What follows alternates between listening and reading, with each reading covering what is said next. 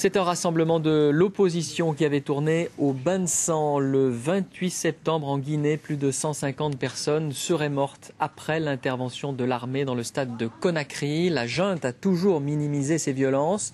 Depuis, la chef de la junte, Dadis Camara, a reçu une balle dans la tête de la part de son aide de camp en fuite. Aujourd'hui, Human Rights Watch publie les conclusions de son rapport. Jean-Marie Fardeau, le directeur France de Human Rights Watch, est avec nous. Bonjour. Bonjour. Première question, s'agissait-il, comme l'a dit la junte, d'un événement qui a dégénéré ou s'agissait-il de quelque chose de planifié ? Nous affirmons sans aucun doute que c'est planifié, que c'est organisé. La manière dont les militaires sont arrivés au stade, dont ils ont encerclé le stade, le niveau d'armement qu'ils avaient, le fait qu'ils ont tiré immédiatement sur la foule sans autre sommation pour faire disperser la foule qui était rassemblée dans le stade. Tous ces éléments nous confirment notre certitude et tous les témoignages se recoupent pour dire que cette organisation a été planifiée, organisée, peut-être quelques heures avant, mais en tout cas elle était tout à fait déterminée de la part des militaires et en particulier des bérets rouges. Alors justement, quelles sont les preuves que vous pouvez avancer ? Les preuves, c'est d'abord tous les témoignages que nous avons recueillis, 240 personnes interviewées, à la fois des victimes, pour celles qui ont survécu à ce terrible massacre, des témoins visuels, des personnels humanitaires, des médecins, des diplomates, et toutes ces personnes confirment à la fois la gravité et le côté terrible de ce massacre du 28 septembre.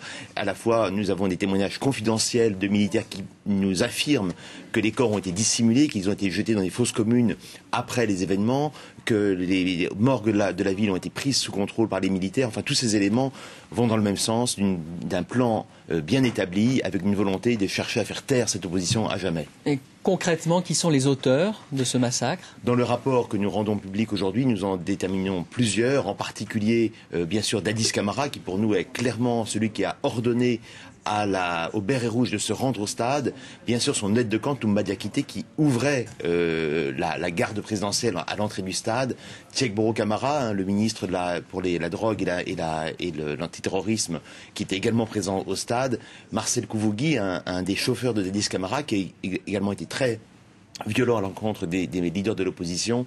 Voilà, notamment, et Claude Pivy, qui a joué certainement un rôle dans les suites du massacre, notamment en pourchassant les leaders de l'opposition après le massacre. Diakité a été un exécutant ou il a fait partie aussi, il fait partie intégrante de ceux qui ont préparé ce massacre. En dépit de ce qu'il a pu affirmer hier, nous estimons, nous, qu'il est directement impliqué dans les responsabilités de ce massacre.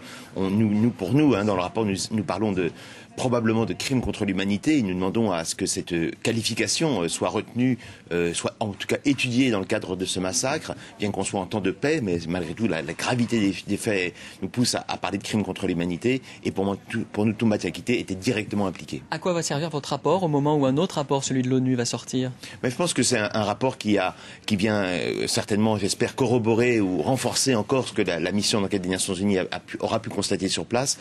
On attend avec impatience ce rapport.